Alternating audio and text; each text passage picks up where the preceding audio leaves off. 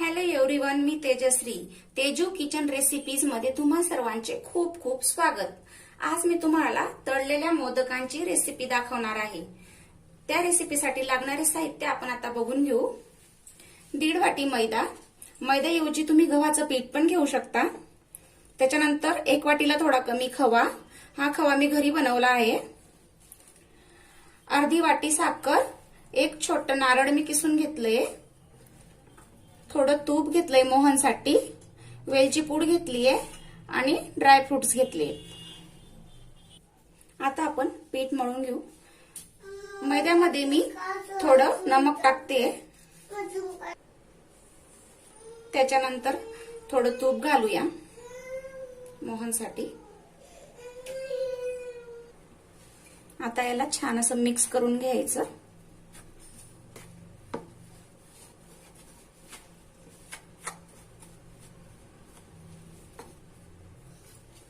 आता आपण हे थोडं थोडं पाणी टाकून व्यवस्थित मळून घेऊ.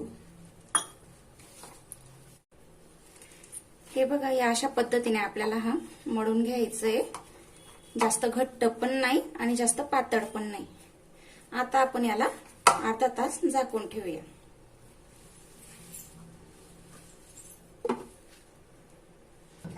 आता आपण मोदकातील सारण तयार करून घेऊया. मी कढई तापायला ठेवली. त्याच्यात आपण हा खवलेला नारळ घालूया. याला 2 मिनिटं असं मंद आचेवर परतून घ्यायचं आहे.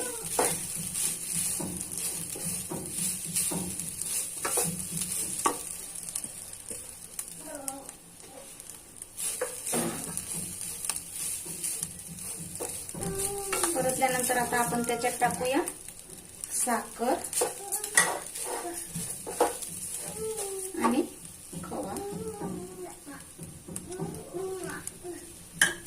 आणि हे थोडेसे आपण ड्रायफ्रुट्स घेतले ते पण टाकून घेऊ. आता याला छान असं मिक्स करून घेऊया. आपल्याला हे असं सतत परतवत राहायचंय आणि अगदी 5 मिनिट आपल्याला याला शिजवायचं आहे. म्हणजे जास्त ओव्हर कुक नाही करायचंय. तुम्ही याच्यात खवा जरी नाही घातला तरी चालेल. 1 कप दूध घालून घ्या. दुधाने पण छान बनतं. अशाच नवनवीन रेसिपीज साठी माझ्या चॅनलला तुम्ही सबस्क्राईब करा आणि व्हिडिओ आवडल्यास लाईक करा, कमेंट करा.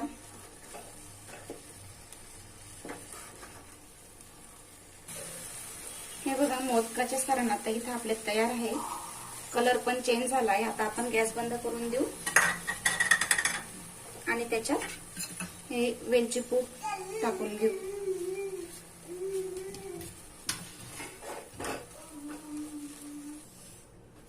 पीठ मळायला आपल्याला आता अर्धा तास होऊन गेला आहे. बघू शकता. आता आपण याच्यात छोटे छोटे गोळे करून घेऊ आणि मोदक बनवण्यासाठी छोटे छोटे पारे लाटून घेऊ. या पद्धतीने आपल्याला छोटे छोटे गोळे करायचे. आता आपण याला लाटून घेऊ. पीठ लावायचं नाही, वाटल्यास थोडं तूप लावून घ्यायचं. या पद्धतीने आपल्याला छोटे छोटे पारे लाटायचे आहेत. जास्त बारीक पण नाही आणि जास्त पातळ पण नाही लाटायचे.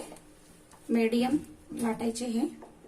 हे बघा, या पद्धतीने या साईजचे आपल्याला लाटून घ्यायचे.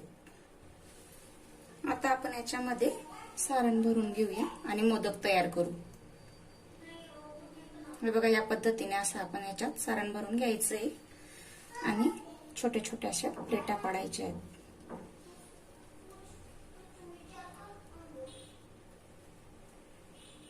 हे बघा, या अशा पद्धतीने आणि छान असं हे गोल करून घ्यायचंय.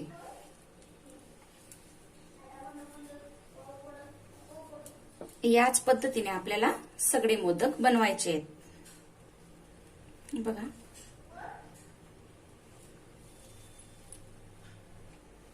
या अशा पद्धतीने आपल्याला सगळे मोदक भरून घ्यायचे आहेत.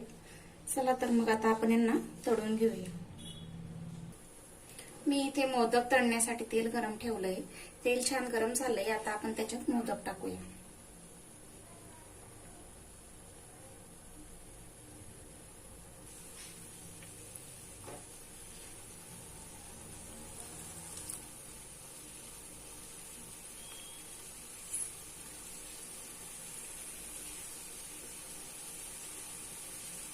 या पद्धतीने आपल्याला मोदक इथे तेलात टाकून घ्यायचे आणि छान तळून घ्यायचे.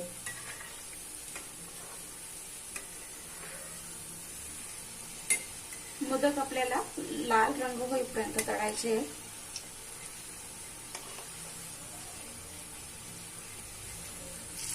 हे बघा असे लालसर कलरचे होईपर्यंत आपल्याला मोदक तळून घ्यायचे.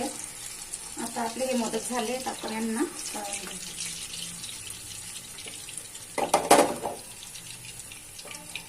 याच प्रकारे सगळे मोदक आपल्याला तळून घ्यायचे. हे बघा मोदक आपले तळून रेडी आहेत.